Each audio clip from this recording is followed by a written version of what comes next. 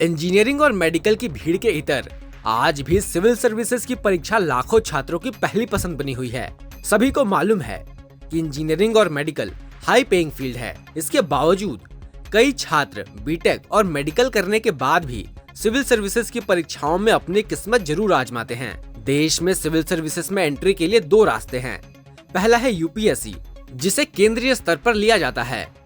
इसी परीक्षा के माध्यम से छात्रों का चयन आईएएस, आईपीएस और आईएफएस जैसी ऑल इंडिया सेवाओं में होता है। सिविल सर्विसेज में एंट्री का दूसरा रास्ता है स्टेट पीसीएस, यानी राज्य स्तरीय लोक सेवा। झारखंड में ये परीक्षा जेपीएससी कराती है, लेकिन इन दोनों आयोगों में एक बड़ा अंतर है। यूपीएससी नियमित रूप से हर साल सिविल सर्विसेज की परीक्षा कराती है, लेकिन झारखंड लोक सेवा आयोग इस मामले में बैकफुट पर रहता है। दरअसल जेपीएससी का गठन सन 2000 में 15 नवंबर को हुआ था। आज हम 2024 में हैं। इस 24 साल के अंतराल में जेपीएससी केवल 13 बार ही सिविल सर्विसेज की परीक्षा के लिए वैकेंसी निकाल पाई है, लेकिन 2021 के बाद से अब तक कुल 2 बार जेपीएससी की परीक्षा हो चुकी है। 2021 में 252 पदों के लिए और 2024 में 342 पदों के लिए। इससे छात्रों के बीच जेपीएससी को लेकर विश्वास वापस लौट रहा है। इसके परिणाम स्वरूप कोचिंग इंस्टीट्यूट्स में भी ऐसे छात्रों की संख्या में वृद्धि आई है जो केवल जेपीएससी की परीक्षाओं की तैयारी करना चाहते हैं। कई कोचिंग इंस्टीट्यूट में ऐसे छात्रों की संख्या 90% के करीब है। इस विषय पर हमने झारखंड के प्रतिष्ठित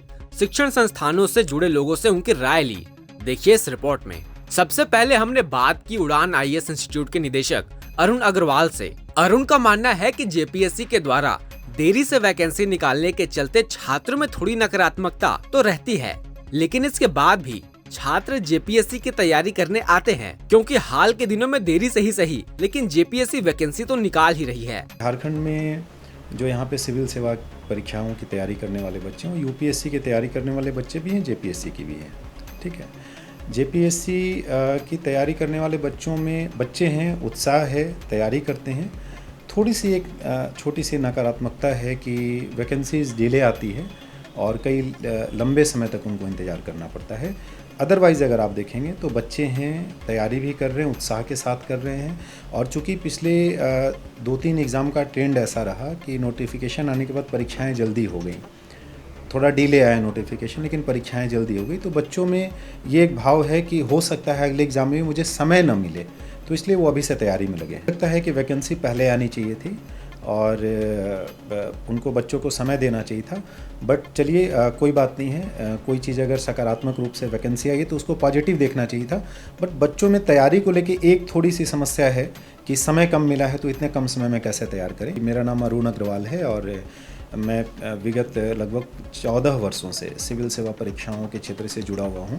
इसी विषय पर हमने विश्वेश्वरी स्टडी सेंटर में प्रतियोगिता परीक्षा की तैयारी कराने वाले शिक्षक शशि शेखर से बात की, जिनका मानना है कि इन सब के बावजूद छात्रों में जेपीएससी के प्रति थोड़ी नाराजगी है। इनका इशारा फॉरेस्ट रेंजर की वैकेंसी की ओर था, जहां नोटिफिकेशन निकलने और परीक्षा होने में मात्र 19 दिन का अंतर है। अभी जो हालिया कुछ जो कहानी जेपीएससी में चला है, थोड़ा सा विद्यार्थियों में नाराज़गी जरूर है कि नोटिफिकेशंस आ रहे हैं और इतनी जल्दी जल्दी एग्ज़ाम्स हो रहे हैं ना, जो एक्सपेक्टेशन से परे है, तो थोड़ा सा नाराज़गी है। लेकिन इस बात की खुशी है कि चलो जहाँ पर जो है ना वर्षों तक एग्ज़ाम नहीं होते थे, कम से कम जो है ना वो एग्जामिनेशंस हो रहे हैं। बहुत सारे विद्यार्थियों में एक भरोसा कायम हो रहा है कि अब जेपीएससी को एज ए कैरियर हम लोग आगे बढ़ा सकते हैं। अब ये पंचवर्षीय योजना नहीं है। 29 तारीख से फॉर्म भरने का जो है डेट निकालते हैं, 11 अगस्त तक वो फॉर्म ही भराएगा और 18 अगस्त को आप एग्जामिनेशंस का डेट दे देते हैं। तो कोई भी बंदा एकदम सडनली जो है ना किसी भी चीज़ को तैयार नहीं कर सकता। आमतौर पर नॉर्मली ये अपेक्षा किया जाता था कि लगभग 60 दिन तो मिल तो जाएगा ही जाएगा, लेकिन अभी कुछ जो है समय से थोड़ा सा समय को लेकर के उपापोह की स्थिति हुई है। मेरा नाम शशि शेखर हुआ।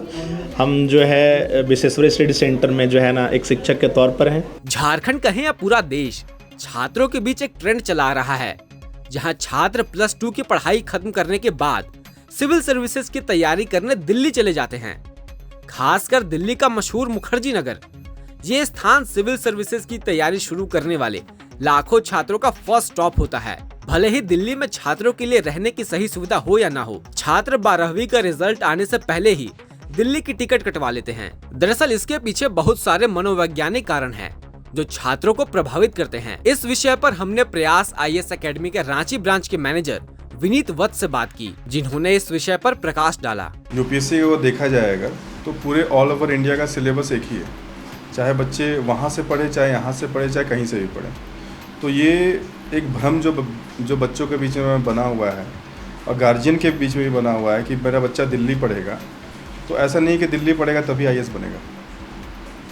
जो हमारे पास जो फैकल्टीज़ जो यहाँ पढ़ाने के लिए आते हैं वो भी दिल्ली में पढ़ा के आते हैं, तो क्या वहाँ अलग और यहाँ अलग पढ़ाएंगे क्या? यंगस्टर जो उनको सोचना पड़ेगा कि दिल्ली अब वो दिल्ली नहीं रह गया है। आज से 20 साल पहले जो दिल्ली था, आज के डेट में वो दिल्ली नहीं है। अगर कंपेयर करें रांची से, अपने शहर से कंपेयर करते अगर आप, तो आप रांची में देखते हैं कि लॉ एंड ऑर्डर के हिसाब से देख लीजिए, वाटर सप्लाई को लेके देख लीजिए, क्राइम रेट को लेके देख लीजिए, तो इन सभी चीज़ों में अगर आप देखते हैं तो ये काफ़ी बेहतर पाया जाता है कंपेयर टू दिल्ली। और यहाँ पे क्या है ना कि अगर सपोज़ कोई झारखंड के बच्चे हैं, दुमका के हैं या धनबाद के हैं, तो सेंटर पॉइंट ऑफ व्यू आपका रांची है। तो गार्जियंस क्या होते हैं कि गार्जियंस भी यहाँ आते हैं, मिलते हैं, टीचर से मिल सकते हैं, जो एकेडमिक के जो उनके जो पर्सन्स होते हैं उनसे मिल सकते हैं, उनसे पूछ सकते हैं कि बच्चा कितना पढ़ रहा है, क्या पढ़ रहा है, नहीं पढ़ रहा। तो ये चीज़ लैकिंग है। I think this is the most important point जो आज के डेट में गार्जियन को सोचना पड़ेगा कि उनके बच्चे दिल्ली में जाके कर क्या रहे हैं। ठीक है, तो यहाँ पे क्या है कि वो आके पूछ सकते हैं कि उनका ट्रैक रिपोर्ट देख सकते हैं, और लाइब्रेरी है, सब कुछ है, यहाँ सिस्टम है, आके आराम से पढ़ते हैं बच्चे, उनका time to time tracking system चलते आता है।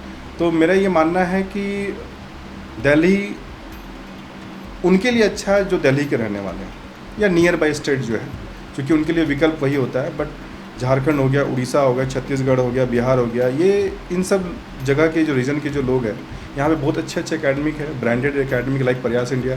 दिल्ली में क्या है कि 200-300 बच्चे पढ़ाई कर रहे हैं, और अगर वाकई में क्लास चाहिए तो एक क्लास का जो बच्चे का स्ट्रेंथ होना चाहिए, खास करके यूपीएससी का, क्योंकि वो आईएएस बनने वाले हैं ना, तो वो 30 से 35 बच्चे का ये क्लासरूम में होना चाहिए प्रोग्राम। अगर उससे ज़्यादा होता है, 80-90 के आसपास में जाते हैं, तो वो हो जाता है आपका लेक्चर, जो कॉलेज में हम लोग देखते हैं। और उससे ज़्यादा जब बच्चे होते तो वो सेमिनार में तब्दील हो जाता है।